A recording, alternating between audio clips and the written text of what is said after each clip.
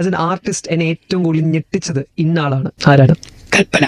കൽപ്പനയാണ് എന്നെ ഞെട്ടിച്ച നടി. ഓക്കെ. അത്ര നിമിഷം കൊണ്ടാണ് അവള് ചിരിക്കത്ത് പോലുമില്ല ഓരോ കോമഡി പറയുന്നത്. അതെനിക്ക് വിസ്മയം തന്നെയാണ്.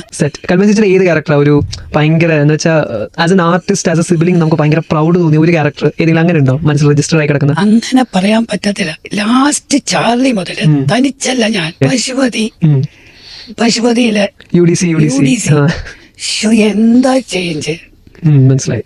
അപ്പൊ ഒന്നും മറക്കാൻ പറ്റും. പശുപതിയിലെ കൽപ്പനയുടെ റോളിനെ കുറിച്ച് പറയുമ്പോഴേ കുറെ വലിയ സീൻസ് ഒന്നും കൽപ്പനയ്ക്കില്ല. അതിൽ സ്ക്രീൻ സ്പേസ് അങ്ങനെ വലിയ സംഭവമായിട്ടൊന്നും പറയാനില്ല. പക്ഷെ അതിൽ ആ ഈ ഉദ്ഘാടന സമയത്തുള്ള ആ കവിത ചൊല്ലുന്ന ഒരു സീൻ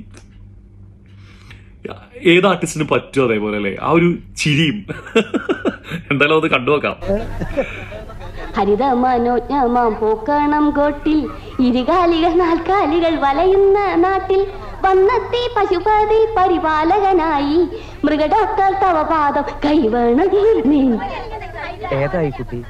ഇവിടുത്തെ UDC എപ്പോഴും പറയുന്ന പോലെ എന്റെ ഫേവറേറ്റ് ആയിട്ടുള്ള നടിമാരിൽ കുറച്ച് പേരെടുത്ത് കഴിഞ്ഞാൽ അതിൽ കൽപ്പനയും കേപ്പിസിലെടുത്ത് ഇല്ലാണ്ട് വേറെ കഥകളിലിട്ട് വേറെ ആൾക്കാരില്ല.